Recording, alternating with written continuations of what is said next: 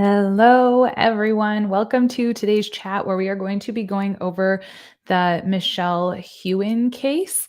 I am going to kind of briefly lay it out. This is something that is currently evolving. It's also very sensitive because it's a different type of, it's pretty sad. They're all sad, but this is really, really sad. So I thought it would be a good opportunity to kind of go over how many struggles our prison system and our general, well, there's a better name for that system is where our incarceration system, that's the word, is in terms of how we treat patients. And this is a hot mess. I'm going to go over what has happened. And like I said, this is an evolving case, so we do not have the conclusion yet. It's just kind of rolling out. So if you have any comments, be sure to leave them below. I will try to post as the dates come up. The actual on the 20th, I think on the 20th of May, we should have an update about the case in general. But yeah, let's just dive straight into it. Hello, everyone who is here in the chat, Kimberly, Dre.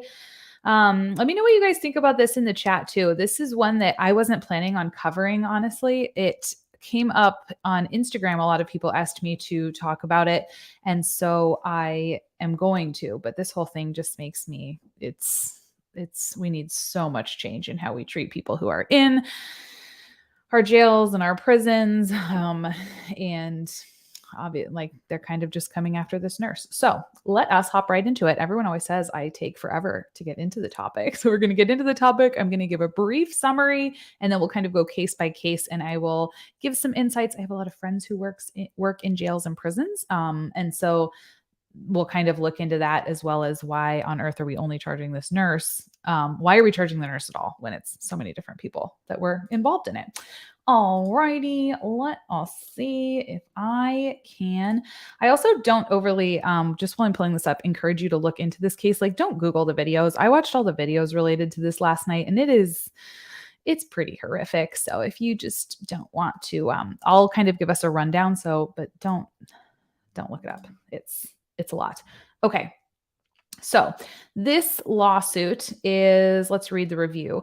A federal lawsuit in the state of North Carolina alleges that, I'm not going to read his name because I don't like to do that in these videos, but the patient's civil rights were violated when detention officers and a nurse ignored his medical distress and pinned him down in a prone position. So prone is when you're laying on your stomach on a mattress in a cell while he yelled out 30 times that he could not breathe.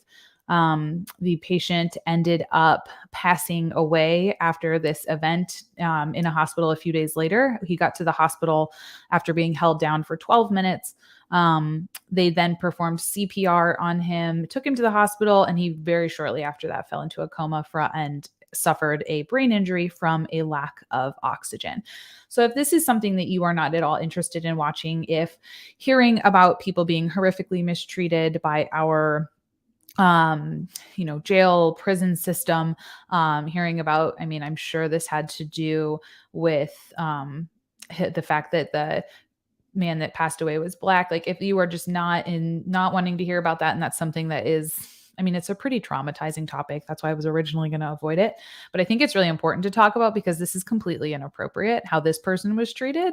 Like it's horrifying.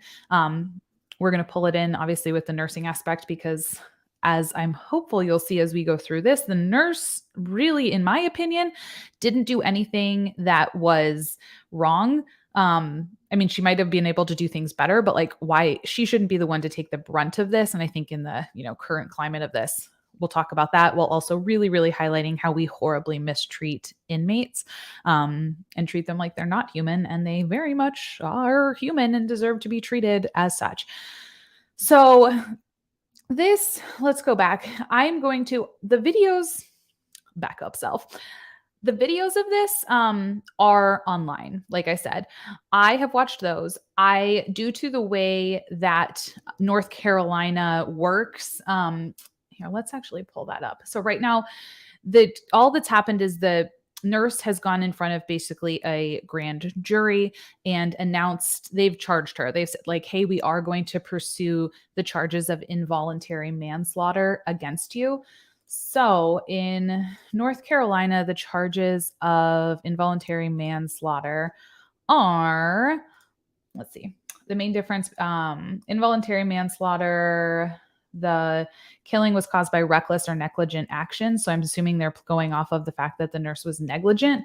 The elements of this crime are that a person kills another human by an unlawful act that is not a felony, is not normally dangerous to a person's life.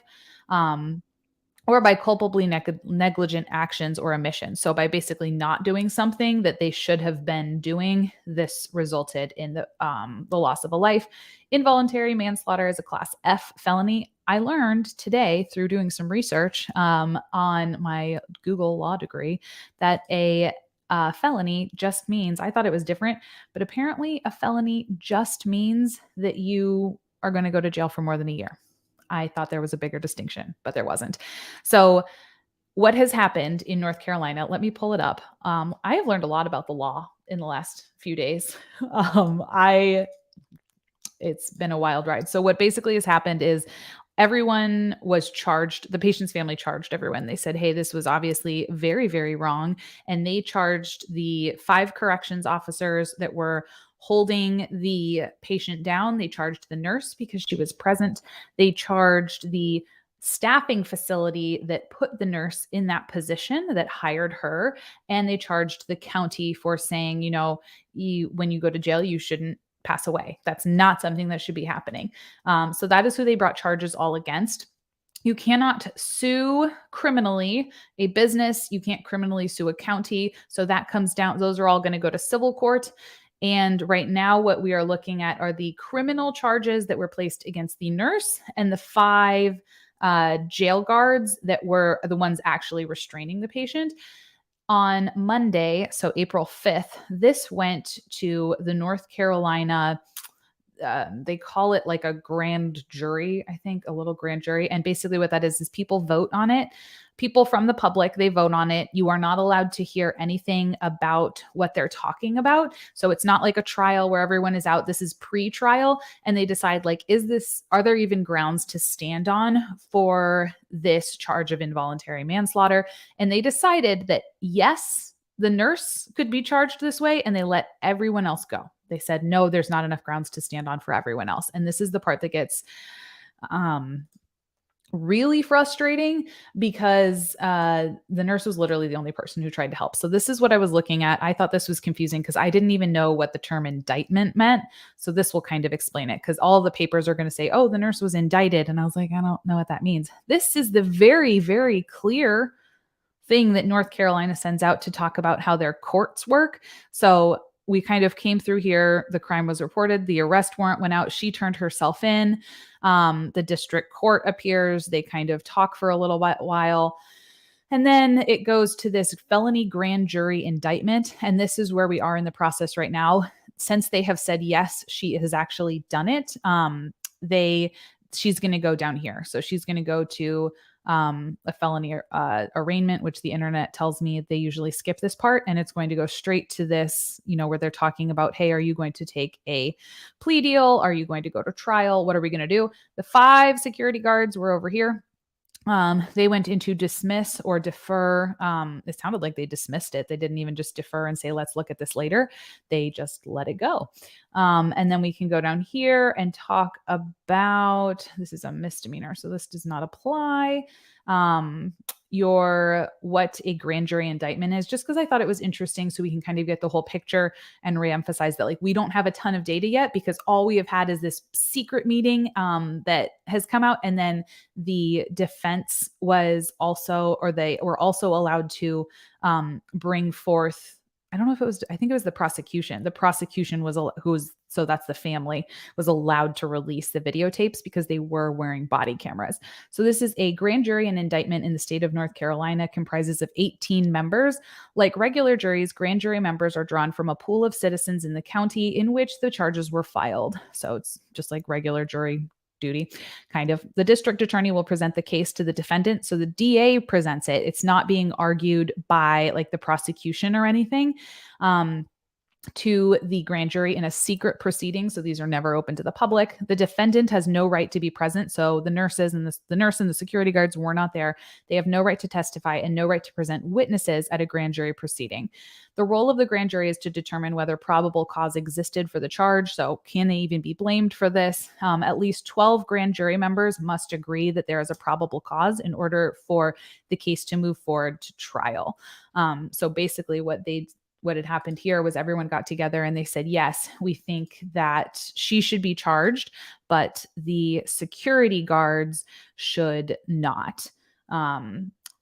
So it's just a lot. Scott says at least it included the guards and not just the nurse. They included them all, but only the nurse was actually charged. They let the security guards go. This does not super surprise me in having lived in North Carolina. North Carolina is a very, very, and I'm not like, I'm not saying that like all cops are bad, but North Carolina is a very, very like pro cop state. Obviously, cops are not prison guards, but I think that definitely plays into this. And there's much more of a distrust of the medical system in North Carolina than there is of, if you're going to back healthcare or you're going to back people like in more of a law enforcement thing. In North Carolina, the vibe is definitely more, I'm going to back law enforcement. So that doesn't shock me. Rhonda. Hello, Rhonda. Did they give any reasons as to why there weren't grounds for the charge to be caused or for the guards to be charged? I can't find anything. If anyone does have any details on this, let me know. Since it was secret, I don't know if they even have to release that, but I scoured the internet and I could not find a statement on why they did and why they didn't. I'm assuming it's because it's secret and it's locked up. They do have the option to go back and recharge them at a different time if they want to. The family can to try to like plead their case in a different way. But I don't know if that would be super friendly, if the state would be friendly to that. Michelle said, my issue is they're holding one person responsible when it was the guards. I showed this to my husband, who is a corrections officer in Virginia, and he said it was guards who withheld quality of care. I'm assuming the last word is care. And I agree. I watched the videos, like I said, care, which ended the life of the inmate. Yes. So that's my issue with it too, is why are we going after nurses for something that, in my opinion, having watched the video, again, I don't recommend you would necessarily watch the videos. It's pretty awful. Why are we going after her when she is not the one? Having watched it, there was definitely someone leading this charge and it was a corrections officer. It was not her. She was not calling the shots. Spirit Medium Clayton said they should indict a ham sandwich if they really wanted to be honest. Yeah. So I'm really hoping that this ends up being something that gets dropped, but we are going to talk about it just because it's unfolding and it's in the news. And I want to try to present as much factual information as we can versus getting it from, TikTok, which no shade on TikTok. I've learned a lot on TikTok. Okay. So that is the grounds for who is being charged, why they are basically being charged. Now let's go through the actual case.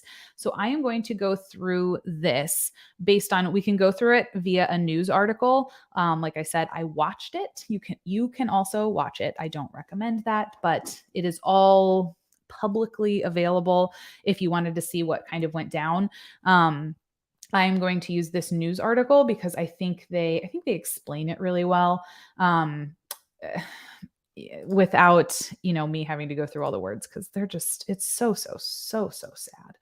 And I just feel horrible for this family and want to try to also raise awareness for that at the same time as, hey, we shouldn't blame nurses, but I don't want that to be the focus. You know what I mean? I think this deserves definitely shared focus of, this is horrifying.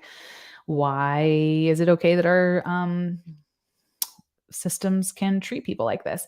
Right. Let us go down to, where do they talk about? Sorry, close your eyes if you get dizzy. This is okay. According to the 74-page, so what we have is a 74-page lawsuit. I can't find the lawsuit. I looked all over. Again, if you know where it is, please let me know. I'm assuming it's probably not made public because this was just going in front of a grand jury and not everyone.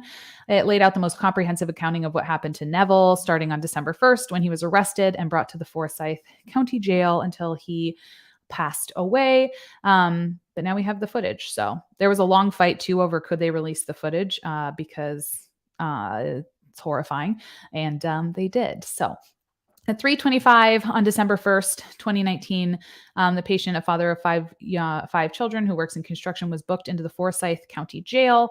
When he was getting booked, the patient told the intake jail officer that he had asthma, form of WellPath. You'll see this throughout the article. WellPath is the company that they source like healthcare employees and mental health employees to go work in corrections facilities. So they ordered his inhaler to be given 4 times a day, which at 5 a.m., 10 a.m., 5 p.m., and 10 p.m. So this is just like a very initial example where we can talk about how horrific the treatment of people when they are incarcerated is in terms of medical things.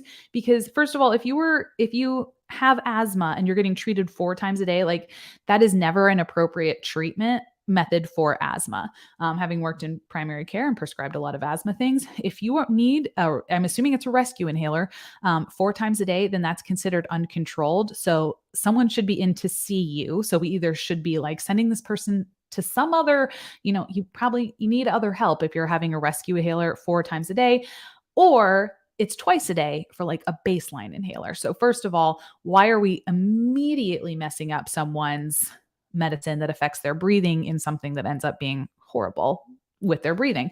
This is something that my friends who work in corrections as nurse practitioners and nurses say happens all the time. People come in, they're like taken off of their medicine, whatever it is. They have a huge lack of access to it. Even if their family's like, hey, I'll bring it right in. A lot of times that takes forever. And then when they do get in, they're pulled off of what they were on, and then they're put onto something that like the jail or the prison can supply. And it's never the right thing. And care continuity is just, it's not there, and it's hugely lacking.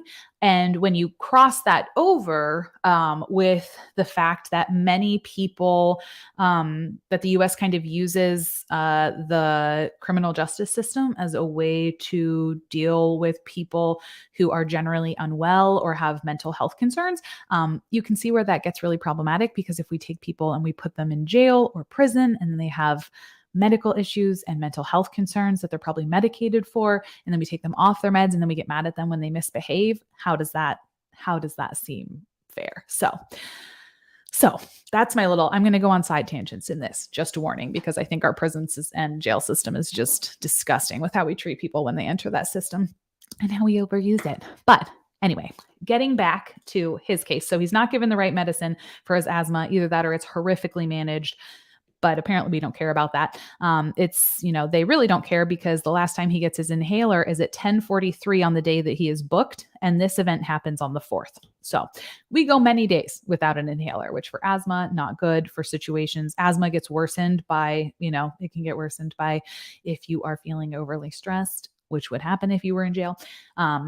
But we just didn't give him an inhaler, so it's fine. I've also been told this happens all the time, where you just don't get medicine just because people are either locked. If they have a lockdown, if they are investigating anybody, then everybody has to stay in their rooms. If you go to like solitary confinement, I have been told by my friends that you just don't get your medicine when that happens. So healthcare administered to people in the hospitals is horrible. Neville, the patient, ended up in a cell with an older man, and the cellmate later told investigators that when he was trying to take naps during the day, it sounded like he was trying to catch his breath. So maybe his asthma really was being a problem. After almost 24 hours after Neville had been booked into the jail, detention officers in Heughins went to his cell, and his cellmate had pushed a button. The patient had fallen from the top bunk 4 feet from the floor after having seizure-like symptoms. He was found sweating with vomit on his clothes and blood around his mouth. So this is important. So it sounds like the patient had a seizure, which causes all sorts of, it's your brain. It's like firing off and like doing all the crazy things. So, and it causes you to lose control of your body, right? If you're in the hospital, we put you on seizure precautions if we're worried about you having one. And that gives you the comfy side. We put the cushions on the side. That's the word. Cushions on the side of the bed. So if you roll, right, because you roll sometimes, then you are not going to fall out of bed. As this poor person, he did. He fell out of bed. The thing that you would expect to see which will become important in a minute. So if you have a seizure, after you have a seizure, you can experience something. It's usually called, most people have it, your post-ictal stage. So if you ever look into seizures, they're going to have the prodrome, which is like the symptoms you have before the seizure symptoms, and then the post-ictal. This is the recovery period after the seizures. Symptoms involve altered awareness, sensory changes, emotional changes, thought distortion. Individuals may be slow to respond, or they may not respond at all. You might be sleepy, confused, have memory loss, difficulty talking. You might feel fuzzy or dizzy. You might feel scared or anxious, frustrated, sad, or upset. And the list goes on and on and on. But having seen many people in my life who are post-ictal after a stroke, they are not themselves. You can tell, talking to family members who have seizures, they will be able to tell you very clearly what their post-ictal symptoms are. And you are very noticeably altered, which is important as we go into the rest of this case. So he falls out of bed. He was a special needs inmate. They basically, so all it says here is Neville was considered a special needs inmate. He was not immediately sent to the hospital. He was pinned to the floor while the nurse tried to get a pulse, and then he was handcuffed, placed in a restraint chair, and taken to a multi-purpose room on another floor of the jail. So since I have watched the video, I want to tell you kind of what happened in between. There were a few more steps than this. So basically what happened is he falls. The nurse, Heughins, who is being indicted in this case, she is called into the room along with some security guards. He is on the floor. He's not conscious. The patient is not conscious. She bends over next to him and is telling him how, like, hey, calling him by name. Wake up, wake up. It is scary to be a nurse right now. Oh, it's showing all of there we go. It is, call me an optimist. Nurse Scott said, if I hold it over, does it show up? My comments were going crazy for a minute. Please hold. I think I was highlighting things on accident. So the nurse is laying down or bending over next to him, trying to do the things you're supposed to do, right? When someone is not conscious, kind of gently like rubbing his arm, saying like, hey, calling him by name, wake up. Like, can you wake up for me? He has a pulse. He is breathing. Can you wake up for me? So she doesn't need to do CPR at this point. You had telling him, trying to orient him. You had a seizure, which is good. If you ever find someone, who is unconscious, coming in and out of consciousness, and especially post-seizure, you're going to try to want to gently orient them right to the situation, because that's very disorienting and very scary. So she's saying you had a seizure. He was still fading in and out. She looked worried. So she started to do a sternal rub on him, which is when you take your knuckles and you rub it against your sternum really hard. It's painful. It's not meant to be harmful. It's meant to wake someone up because they won't sleep through that. That's similar to when you'll like place pressure on the bottom of a nail bed. That is a different way to, like, if you are truly worried, see like, hey, can I wake you up? If you really need to assess that they are awake. So he would kind of come in and out of consciousness. And then when he does, he's trying to sit up, right? But he is post-ictal. So they start when he says I need to sit. Since he is post-ictal, this would be, when I was watching this, I was horrified because this was completely normal behavior for someone who was waking up from a seizure, is that they need to sit, like just orient themselves. He did not look like a danger to anyone, right? Because he is obviously very ill. Like, he doesn't look well. He's just saying like, hey, I want to sit up. And all of a sudden when he tries to sit up, people are there pushing him back down, saying, lay down, you can't get up. So this is when all the security guards come in, right? So they were all standing on the periphery and they all step in, and she wasn't holding him down ever. She was trying to get his blood pressure. Standing back, the man is obviously trying not to do anything to anybody because he just fell out of bed and had a seizure. By holding someone down when they are agitated and distressed, you're going to tenfold that. I've worked on with many, many different patients in many different stages of agitation. And I will tell you that holding someone down, and the more people that hold you down, the more resistant and the more violent the patient is going to get, because they are already in a state that they are confused, right? Now, that's different from if someone comes in like swinging and punching. Okay, yeah, you have to restrain them. But if someone is in an altered mental state, whether you have someone who has dementia, whether you have someone who has a severe, like any kind of cognitive impairment where they're just going to be confused and frustrated and angry, or they have liver, like I worked on a liver floor for a long time, and we had a lot of patients who were so confused because of their liver failure but if you tried to hold them down when they weren't trying to harm themselves or harm others, they were just going to get more and more irritated, because would you want to be held down? Like just think about it. That's just the number one way I remember always being taught, and it's so true. And if you want to make someone even more mad, hold them down. So I wish they had just kind of backed up, like he's in a cell by himself. There's 5 people all with weapons. Do we really need to hold the dude down? Like, why can't we just treat people humanely? This was a huge pet peeve of mine when I had patients in the hospital who were also inmates, and they would chain you to your bed and then they couldn't move or sit up, and then they became agitated. So I've seen this a lot from an inpatient perspective, but this was horrifying to watch outpatient. So the more they hold him down, the more he tries to move. The nurse tries to get his blood pressure. They're like holding his arm down while she's trying to get it. And she's like, oh, like I can try to get it on his forearm. And which is, you can't get a blood pressure if someone is like holding like this, right? Because that's messing up all of your blood flow in your arm. She's trying, but like everyone is now insisting on holding him down. He tries to sit up again. Keep saying just like sit. I just want to sit.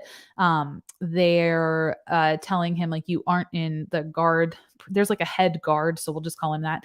The head guard is like, you aren't in trouble, you are having a medical problem, let medical handle this. He continues, and then he just kept saying like, I want to sit, and the guy kept just repeating to him, no, like you're having a medical problem, you need to lay down, which they were not facilitating, right? Because they're just shoving down.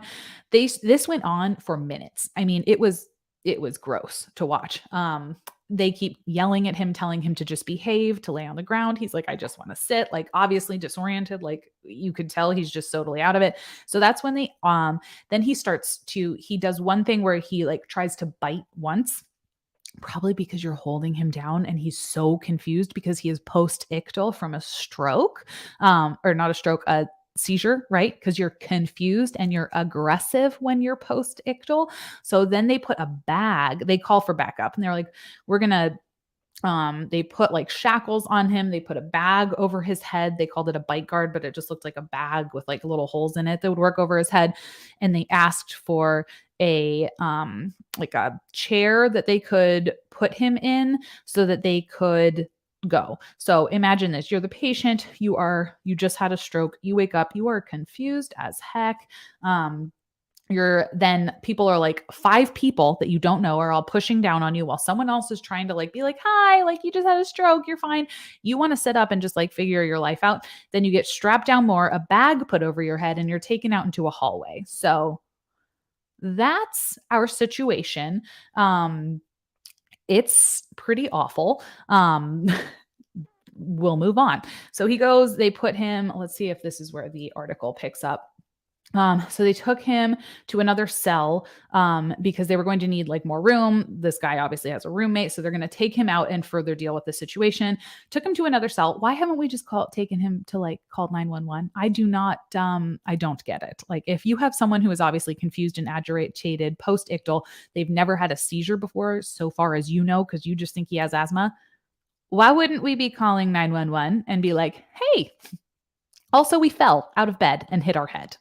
4 feet. 4 feet's the rule. In case you aren't familiar, most of the time at 4 feet, that's if you fall under 4 feet, we usually say like, if you didn't hit your head, like you're probably fine. Like we can watch you maybe outpatient. 4 feet's like the rule, like especially onto a hard concrete floor. You should probably be taken to the hospital. That did not happen yet. So he gets taken out. He was put in shackles in a restraining chair and taken to a multi-purpose room on the jail floor. While in transport, Neville, the patient, had a incontinence episode that they didn't even address. This should have been a warning sign to like everyone, because usually if you're having an incontinence episode, and you normally are not, that is an insane sign of distress, right? That's one of the questions we always ask when you fall or something bad happens and we're working you up in primary care to see how bad is this. If you were so distressed that your body literally lost control of your bowels, that is a sign that you almost always have to go to the ER, right? Something needs to be looked at. They just didn't care. That is one area that and they just didn't even mention it. So it's not like anyone told the nurse like, hey, this happened. She was way behind them at this point. So she was there when they were trying to take his blood pressure. Then they loaded him up onto this machine and she is back and they just kind of said like, stay back, come with us. So they're all going, but she is not like right there with him looking at him. They get to the multi-purpose room. They basically just throw a mattress on the ground and then plop him down face first with his hands behind his back, and he is pinned to the ground. He, after being put on his ground, which remember, he has asthma. So this plays into it because with asthma, you cannot feel like you can like go in and take like a big breath because your airways are constricted. I'm sure it's worse right now because he just had a seizure and he is terrified. And when you put someone on their stomach, I mean, just like even push on your chest, if you're laying there, you aren't opening up you can't feel like you can't breathe, right? Because there's a lot of pressure on the front of your chest. We put people prone. You hear a lot about proning now, especially with the pandemic, because it'll open up different parts of your lungs. But it's not the best way to get oxygen at baseline, right? It doesn't open everything up. And it's even harder if people are pushing down on your back. It does not lend to being able to take big open breaths, especially when your arms are behind you, because then that's even more pulling and limiting the amount of air space that you have in your lungs. So they put him down on his stomach. They then, the nurse comes in, she tries to get a blood pressure again. And he is yelling. He's saying, "You're hurting me."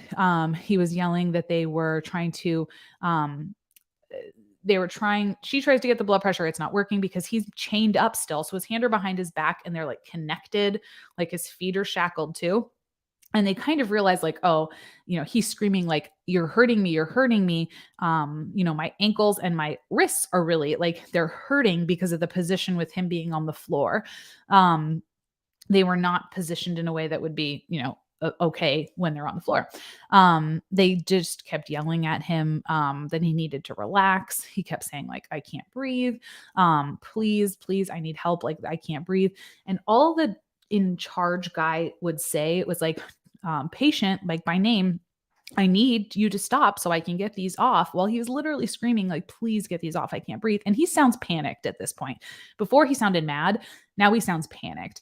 And this is not how you treat someone who is panicked, right? Is to continuously yell at them. And this is all being done by like the nurse is like outside. She is not invited into this room because it's very small. And the head guy was like telling her when she could come and when she could go. So he is running this and he's the one being really, really patronizing. Like, "If you would just lay down, this would get better. This would get better." They asked for bolt cutters at this point that ended up not working to try to, because the key broke in the lock. So they couldn't get him out of the shackles. So he couldn't open up his airway more. They're like even like joking off and like making different comments during this, which was horrifying. The officer then says like, "Okay, the bolt cutters aren't working." And he's like, but the patient is still like moaning at this point and like making like, "Help, like, please, I can't breathe." But he's sounding worse and worse and worse.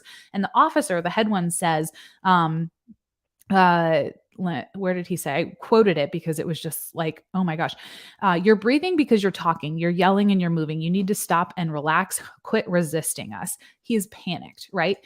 A patient that is oxygen hungry is, they are not thinking clearly. So now we have someone who just had a seizure, which makes you confused, altered, angry, anxious, all the things mixed with someone who is now oxygen hungry. And you can tell because if you've ever talked with people who are starting to get like a little bit like, oh, they're not breathing well, he's taking on the characteristic of getting more and more panicky, more a little bit like airy, like in his tone. And then he definitely is starting to seem more and more out of it.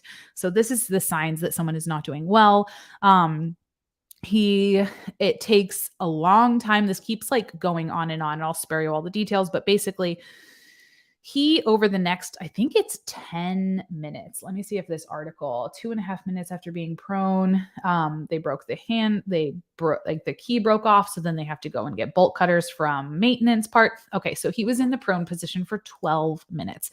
Throughout the 12 minutes, he gets silent at like 6 minutes, where the patient just stops talking.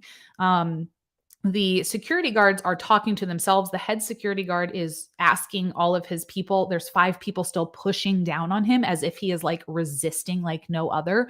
Like, why?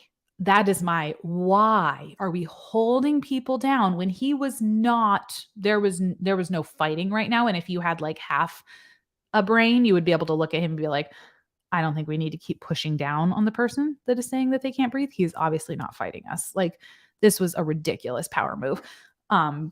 Anyway, they're still pushing down on him. The head guy's checking in with his people saying like, hey, do you need a break? Do you need a break? About every third time he would ask that, he would ask the patient like, hey, are you fine? And his answers go from like, no, I can't breathe to like, where that's like literally all he's able to articulate. And it's not like like that's a hearty, it's like a whimpery, like if your patient made that noise, you would be like, oh crap. The nurse, meanwhile, is outside. She is not in this room.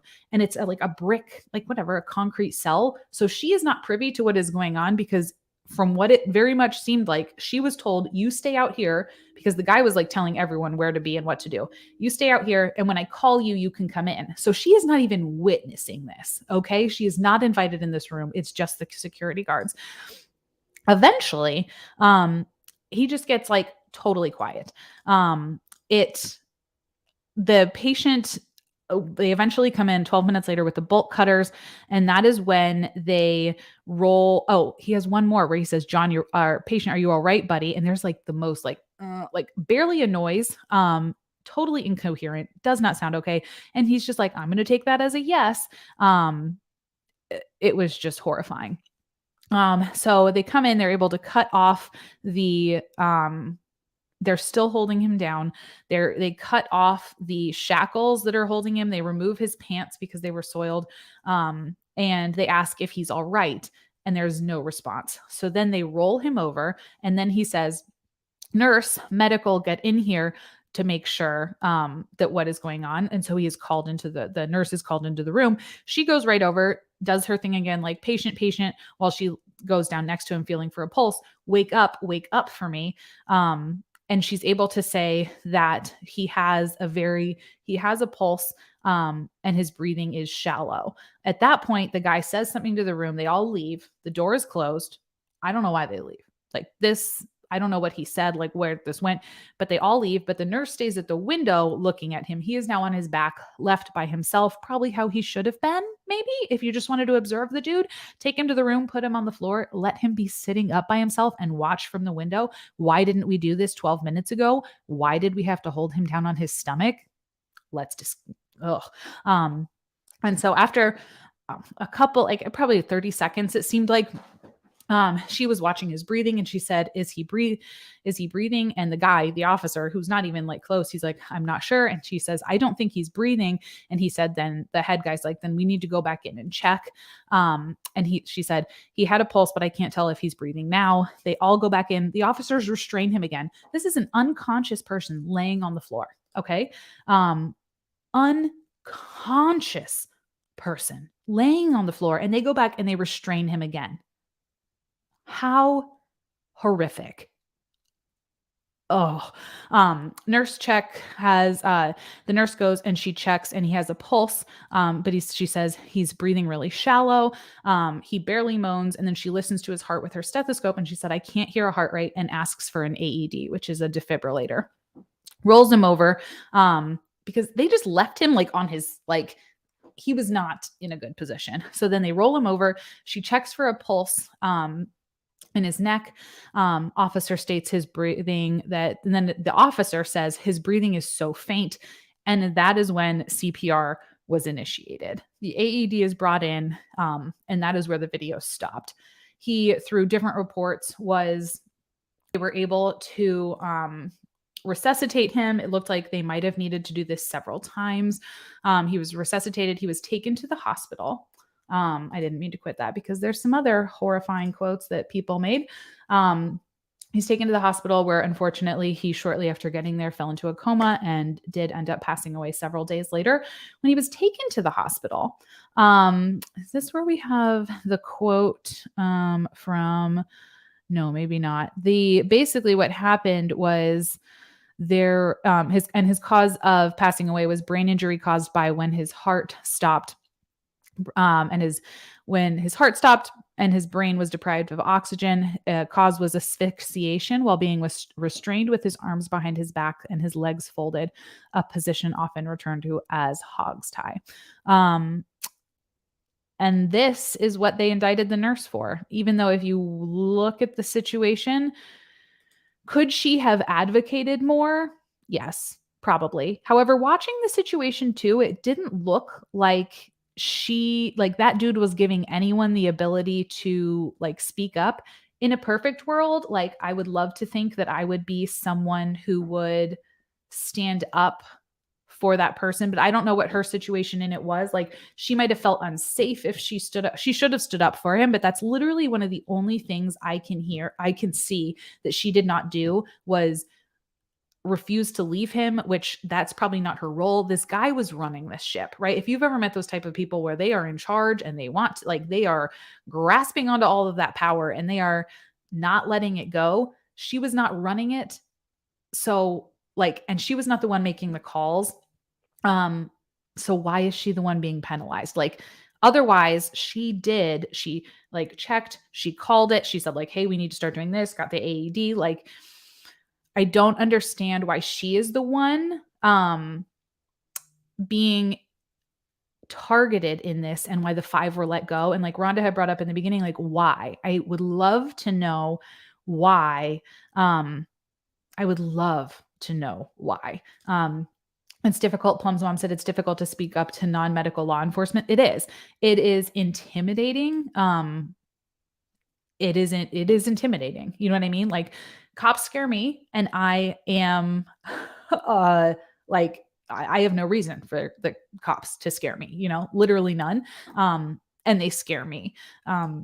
Sweezy said, it seems to me that it's easy to blame the nurse in situations to protect all others. Yes, I'm wondering how much North Carolina politics play into this. Like I said, they are very, very, I forget what police friendly state, and they would be more likely, I think, to turn against nurses.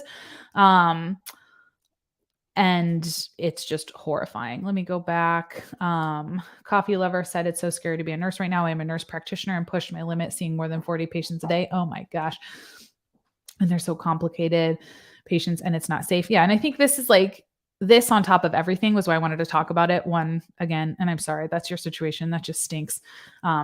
It is. It's just a ton. And it feels like nurses are being crapped on. And at the same vein, I just do want to stress how horrifying our judicial, our punitive system is. No one should ever be treated like this. And this is not the first person to be treated like this. From people receive horrible healthcare. And we can talk about that maybe in a different video of the type of healthcare that people receive in the prison system. Because my friends have told me so many tales and it is horrifying. And I've taken care of a lot of patients who come out of our jails and prison systems, and they are a mess. People they come in. I've had patients who come in and their blood pressure is 220 over 130. And they're oh yeah, it's been like this for a long time because the jail just didn't give me my blood pressure medicine. They're not given their cholesterol medicine. I've seen asthma people come in horrible, horrible situations after coming out of the system because they just do not take care of you. Nurse Scott called me an optimist, but I hope that details come to light. It will expose the substandard healthcare in the correction system. That's a lot of why I wanted to talk about this. Not only the healthcare aspect, but how we treat people. Why are we treating people why was he treated like that? You did not need that much force. It is inhumane the way people are treated, and it needs to stop. Boston Christian said, one of the Central Indiana news channels just as special on overcrowding in jail and prisons in Indiana and low staffing resulting in people passing away. Big story. They worked on this first story for over a year. It is so sad. Not safe at all. Hard to be a nurse in this situation. Spirit medium Clayton Sylvia said, my gosh, I would have given some midazolam for all of that, but he's in prison and they don't give that med there. Yeah. You can't have anything to help you calm down. Go figure. When you are in a situation that is already incredibly stressful, because we don't treat people like humans. Watch videos on YouTube of how systems in other countries are. It's fascinating that if you treat people like humans, a lot of the times they start to act a lot more human. But if you only treat people with violence and awfulness, they're probably less likely to be reformed, whatever you want to like fix the thing that they went in there from. All they're learning is that violence and being mean and completely treating people like trash is normal. So it's like with your kids. They kind of do what you show them. So what are we really doing? Spirit said, yeah, he should have gone to the hospital. Yeah, if you fall out of bed and you hit your head after you had a seizure. Nurse Scott said, I just watched the video. It looks like the nurse acted appropriately based on the information she had. She was behind a door for much of it. As soon as she checked him, she started CPR. Exactly. She wasn't invited in the room. Like, this was not something she was privy to. She literally, the only orders that she gave were in her brief time of being in there was, I need you to get the AED. She had the wherewithal to say that. She had she was doing a neuro assessment on him when he was initially on the floor. Like, I was being very critical because I was like looking at, I was like, where did she go wrong? And the only thing I could see was that maybe she didn't advocate enough, but that dude was intimidating. And I don't blame her for not feeling confident enough he left no room for any of that. She also didn't work there. She was like placed there by a facility. So if it was someone you were familiar with, you might be able to be like, hey, jerk face, here's the situation. That dude was not. Ugh. Kim says, this makes me so mad and upset for the patient and then the officers. I don't understand they are not being held accountable. Same. Sweetie said, I still want to go into nursing, but it's good these things are bringing to light because it makes me aware of potential issues I can run into. And that's the main thing is just, I want to bring these to light so going in, like, if you know about it, like, goodness gracious, you're walking in with your eyes wide open and hopefully we can make the change. And so mostly the public can see that this is how things go on. I really do think that the way we treat people in jail and prison is just, we need to have some change. Hi, Sophia. Sophia has the fun thing next to her name because she's a member. So this is my shameless plug that you can become a member of my channel. There's a join button. It's between $2 and $6 a month. And then you get access to all sorts of other perks. And then it lets me keep doing this as a job, which is very helpful because it is my job. But it just helps support that. So thank you, Sophia. She's a super best friend of the channel. And I appreciate you. Also just watching videos, liking, sharing, commenting, all of those things also make the YouTube gods happy. And those are free. But special, huge shout out to Sophia for being a member. We're going to do members only live streams. We're going to do, videos where I talk about all of my feelings that aren't necessarily like this. I try to be like a little educational. Those aren't going to be educational. Those are just going to be ranty. I once advocated to unshackle a post C-section patient whose baby was in the NICU. I showed the officers the hospital policy on restraints and told them they were interfering with the plan of care. Good for you. Yeah, I've had a lot of patients that were in all sorts of like shackles related to their incarcerations while they were hospitalized, because you will have patients that while you are working in a hospital or a healthcare setting that they need to come and get care.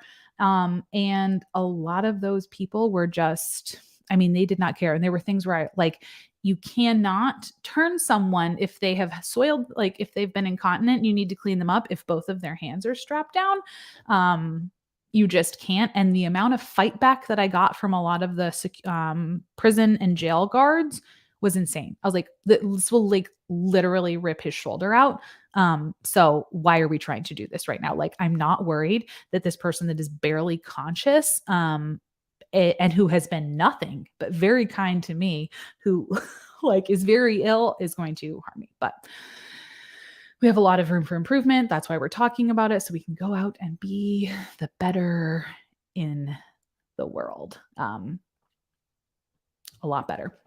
Could it be Jody said, could it be the grand jury let the guards off because of professional courtesy at charged low nurse with knowing she cannot be held responsible and we let off two at trial? I mean, that could be. I'm hoping she's let off at trial because I don't see how I'm sure at the trial, since the prosecution has the video, I'm sure they're just going to show the video and you can very clearly see, like, it's, like I said, I don't recommend you go watch it because it's horrifying, but, it is, very clearly not her fault. I do think, having lived in North Carolina, like I said, I think it was a huge professional courtesy thing.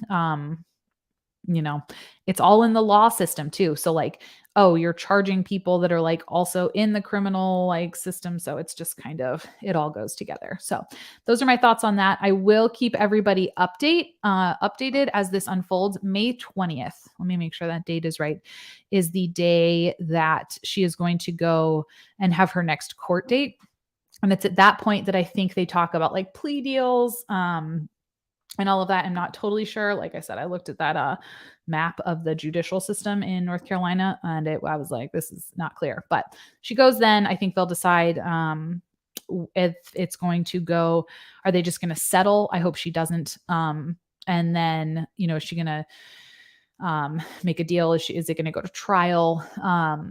Or I'm not sure what the other options are. If you're a legal person, do tell me. But that's May 20th. And that is this case. So that's where we are. Not to be a downer. I was like, oh no, I want to talk about these things, but this one was just hard. So if you have anything else to add, any insight, if you've ever worked in a prison or a jail and you have anything you would like to share, please let me know, because I think it's something that we can very much improve on. But it's, it's an unpopular thing for a lot of people to talk about because we so demonize people that get brought into the prison and the jail systems. Kelly said, I had an inmate as a CNA and I had an RN tell me to treat him like garbage because he didn't deserve good treatment. I didn't listen because he was a good patient. That's just devastating. And that's definitely the attitude that a lot of people have, not just people in healthcare, but I think most people, honestly, in healthcare. The inmates that I had in my care were so nice because they were out. They had finally gotten to the hospital because most of the time, like I said, things go underreported. It takes a lot to finally get their voice heard to the point where they can then get to the hospital. And so when they were there, they were very kind. Like I cannot think of one time, and we had a lot. I cannot think of one where they were like mean, you know what I mean? In the hospital, but all the feelings. Let me see. It's really terrible. All people deserve decent care, even at their worst. Yes. Like, and I've even seen, we won't go into like things, but I've seen people just can be very rude with how they treat other people. Scary times to be in healthcare. Yes. But also just like being made aware of it. That's why I wanted to talk about this. Sweezy, what can we do as future nurses to protect themselves? I mean, I wouldn't, this case is mostly just to bring awareness more to like the fact that nurses are getting blamed for a lot of things. This is nothing, like this person did nothing wrong. Things that you can do go like to protect yourself are asking for help when you need it, advocate for your patients, go slow, make sure that you are writing incident reports on things that you see that could be an issue going forward. Let the system leaders know what's happening, because just complaining to your management is not really helpful, because that's not going to go anywhere. Taking your time and setting really good boundaries so that if you're uncomfortable doing something, you set that boundary. And even if people yell at you for being slow or, they want you to do it, it's fine. You're not going to do it. That's a firm boundary. If you don't feel comfortable with doing it, it's not worth doing and potentially causing an error. Sean, we'll do one last comment and then I'm going to go because my babysitter needs to leave. And I just this was trying to make a shorter one. 54 minutes. I did it. That's not really short, but thanks for being here, everyone. Sean J said, in the prison culture, the officer's word is law. You don't question them, or they can make your job very hard, especially since you rely on them to protect you. So that's very interesting insight, and that makes a lot of sense to me. And yeah, I mean, I wouldn't want to really say anything either. They are intimidating. And the academic nurse says, document, document, document. Yeah. So that is that case. I will leave some links down below of where I found the information. I won't be linking the full video. You can Google it, but I wouldn't. This pretty much summarized the entire thing. Thanks everybody for coming and chatting. We'll follow this more. If you have other cases, like I said, this one was sent to me on Instagram. A lot of people requested it, so you can always request it over on Instagram or on TikTok or through comments on here. And I will talk about whatever. I have some fun videos coming up. Oh, I was going to say this. So this weekend, thank you so much, Jody Young, for the super chat. I super duper appreciate you for coming and just being here. As a fun video, because I know a lot of the stuff I've been covering is like heavy. As a fun video, we're going to do our best patient escape stories. Obviously, they'll be anonymous. I will remove all of the HIPAA things. And we're not doing it in a way that's in any way derogatory to patients, because I never want to be a channel that like makes fun of patients in any way, because that's totally a barrier to people receiving care if they think they're going to be judged on the internet, in my opinion. This will just be anonymous, funny, like non-traceable things that are, like I said, not demeaning at all. So everything ends up totally fine. Stories of escape. So I will be sharing my favorite escape stories that my patients have made. If you have any, you can email me at nurselizyoutube@gmail.com, or you can just send them to me on Instagram. My Instagram is im.nurse.liz. And I think it's going to be great. My mom has a great escape story. She's a nurse. It's going to be a good time. It's going to be a little bit more lighthearted. And then tomorrow on Thursday, in 2 days, I'm doing my 1.5-year update on taking Zoloft and how that's been going and things I like to tell my patients. And all of that. Betty Sheets says, I worked as a correctional nurse for a few years. There are higher standards out there. If Medicaid and Medicare benefits remain in effect for inmates, we will see this end. Yeah. So I don't think they have that, right? They go into like a totally different system from what I understood. Do you like my nails? Here's the random ADHD tangents at the end of my videos. I was in a long meeting today and I painted them like Easter eggs. Anyway, thanks for being here, friends. I know this topic was rough, but I appreciate you talking and listening and hopefully raising awareness in your peers so that this becomes something that we can actually change, because it should be changed. All right, friends. Once again, I appreciate you. Have a beautiful, lovely day. My brain is gone. You can do hard things. Bye, friends.